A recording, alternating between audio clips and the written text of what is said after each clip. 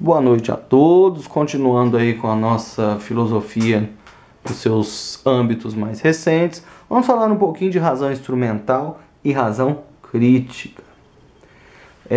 As afirmações acerca disso encontram natureza, encontram origem na escola de Frankfurt. Ela influencia muito. Então vamos entender um pouco dessa escola de Frankfurt. Primeiro, ela é uma revisão crítica do marxismo. Ela verifica o universo cultural, o âmbito de acerto e de erro para a instauração da concepção marxista. Traduzindo em miúdos, onde dá certo, onde não dá, por que deu e por que não deu, onde tem aplicabilidade, onde não tem, onde ela é benéfica e onde ela não conseguiu atingir nada. E aí, tratando de universo cultural, é o marxismo aplicado agora às mentes. A revolução socialista e comunista não deu certo, porque embora as mãos estivessem preparadas, a consciência ainda não estava formada. E é aí que se pauta essa chamada escola de Frankfurt. Como eu disse, verificando falhas do marxismo de então, que são revisadas, trata-se muito nessa corrente do poder da mídia, como instrumento da ação perversa da lógica do capital. Os mecanismos de propagação, agora os veículos midiáticos, além das outras formas de arte, da estética, são utilizados para propagar a lógica do consumo. Tudo isso num fervilhar ainda lá de 1924, numa Alemanha criando um instituto de pesquisa social. Muitos autores, pela data que eu passo, não é difícil imaginar que passaram pelos horrores do nazismo, uma vez que eram judeus. Ela avalia, e a grande intenção da escola de Frankfurt, avaliar as causas do autoritarismo, seus desdobramentos e de que modo a relação desses elementos tem interface com a razão. Por que ou onde a razão acerta, falha e como que ela permitiu um desdobramento tão horrendo como daquele período da Segunda Guerra e afins. A escola de Frankfurt tem duas gerações. A primeira tem como grandes expoentes Max Horkheimer, Theodor Adorno, Herbert Marcuse e o Walter Benjamin, que, permita o adendo, é um autor que eu gosto muito. Já a segunda tem aí ainda em exercício Jürgen Habermas e o Karl Otto. Ressalto com ênfase que a Segunda Guerra e o antissemitismo impactaram fortemente em muitos pensadores dessa escola. Aí, essa corrente, na escola de Frankfurt, critica o sistema científico iluminista e afins. Lembre-se do iluminismo, o anticlericalismo, a fé na razão, a ciência e aí a verificabilidade como critérios de verdade. Tudo isso desemboca, segundo Adorno e Horkheimer, numa ação de perspectiva que queria emancipar o ser humano por meio da razão. Queria, realmente era algo positivo, mas ela acabou por instrumentalizar a razão. Ser racional, praticar conhecimento, buscar episteme, era sinônimo de dominação. Conhecer era dominar.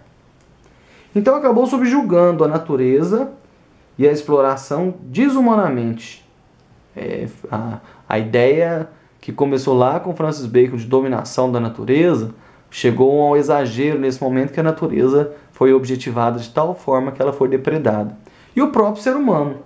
Ambos, natureza e ser humano, são instrumentalizados, são tratados como mecanismos. Com isso vem à tona a noção de razão instrumental, a favor da opressão e da manutenção do sistema, é uma razão que usa e se pauta a si mesma e aqueles que a praticam como mecanismo, como instrumento, e uma razão crítica. Ela avalia criticamente o mundo e a própria forma da racionalidade por meio dos interesses que a norteiam. É uma razão que critica a razão, para além de Kant, no sentido de o que ela quer, qual que é o interesse e por que ela é feita.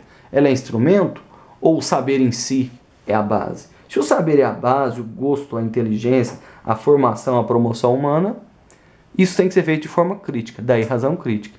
Já a razão instrumental é aquela voltada a interesses.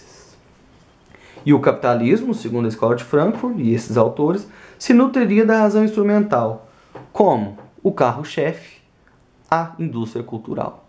Nela tem uma estética do lucro e do consumo, da necessidade de ter necessidades.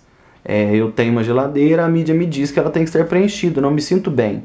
Sou constantemente bombardeado com a ideia do consuma, consuma, consuma. A cultura serve para massificação. Agora, aquele que participa dos meios de comunicação, TV, mídia impressa, etc., é levado a ser massificado. Os produtos e o entretenimento são feitos para massificar e não para desenvolver a originalidade que é própria do ser humano. A mídia aliena, muito ao contrário do que devia. Produtos são feitos em série sem aura. Aqui eu tomo emprestado um conceito do Walter Benjamin, que tira a marca do artista dali. Ele é feito para vender e não com um compromisso apenas com a arte. Dita-se um hábitos, um comportamento, quer-se homogeneizar, padronizar. Tudo em série, comida em série, fast food.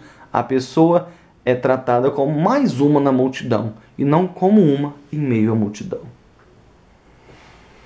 A arte perde autonomia.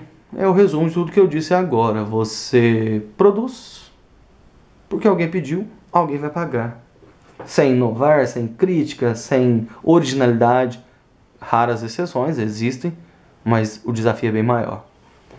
O ser humano é movido pela lógica do espectador-consumidor. Assista para consumir e consuma para assistir. E aí eu gosto sempre de dar esse exemplo da borboleta e da barata. Para as pessoas que dizem que a arte, que a mídia, que a estética, a esteses como um todo, não tem poder sobre o ser humano. Tem. Beleza abre portas.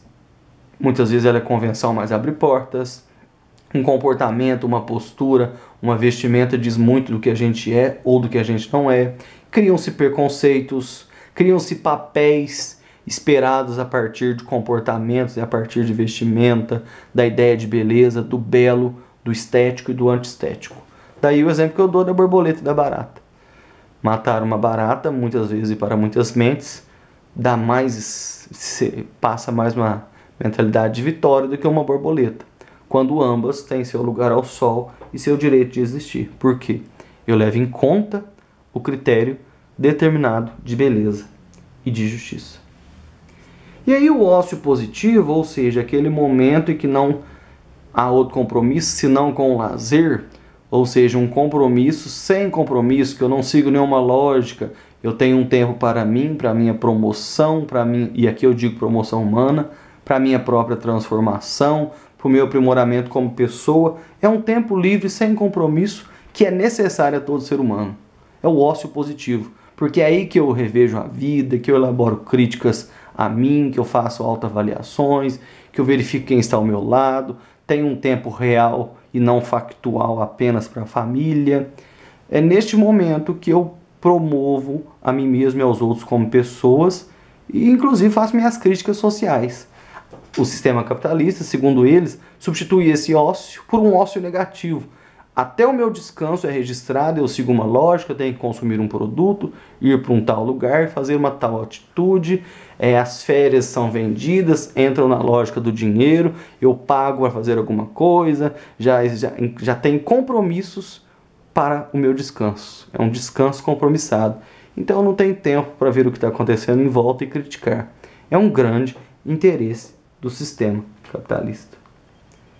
Agora, falando um pouquinho de pensamento filosófico e não filosófico, começa-se a intensificar no universo filosófico um estruturalismo, definido como o estudo das referidas ciências que se creem condicionadas ou determinadas por estruturas fixas.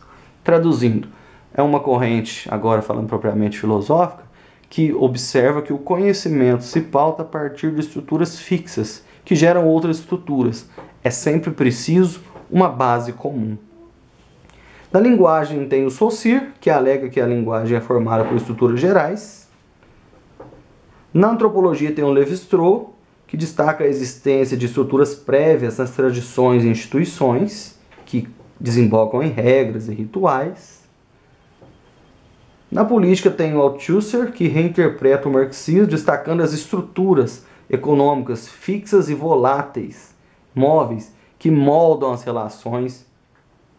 Na psicologia tem o Lacan, seguidor de Freud, da psicanálise, que aborda algumas estruturas psicológicas que determinariam os comportamentos individuais, como bases, como fixas, presentes em todas as mentes, cada qual a seu modo. E na filosofia tem o Michel Foucault, que ele passeava entre ciências humanas, crítica social e filosofia. Mas eu quero destacar, com todo respeito ao autor, que ele não se considerava estruturalista. Foucault afirma que cada período histórico tem uma ordenação histórica de saberes, uma base de saberes que norteia e conduz a humanidade a uma ideia de certo, errado, científico e não científico. Essas ações são sujeitas aos desdobramentos da temporalidade, ou seja, o tempo determina práticas e comportamentos para aquela época histórica. Primeiro, ele fala que existiu uma episteme até o século XVI, que tratava de apreender as essências. Era o que se tinha para o momento. Lembra que Kant, que fala que a cabeça pensa onde os pés estão. Então a ideia de conhecimento, de busca de filosofia, se pautava na apreensão das essências. Depois do século XVII e XVIII, era na representação da realidade pelo sujeito. Lembra que é a Revolução Copernicana. Eu busco o conhecimento no processo e na pessoa, no ente do conhecedor. Não é o objeto que se mostra a mim, é eu que determino as relações com o objeto.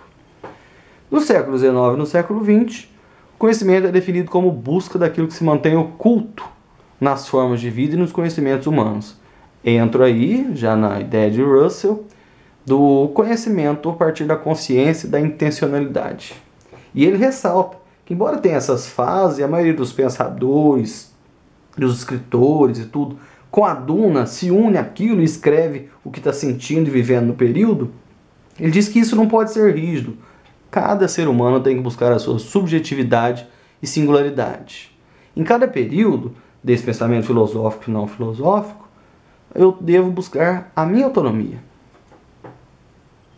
E aí, já falando em autonomia, vamos falar um pouquinho do Deleuze e do Guattari.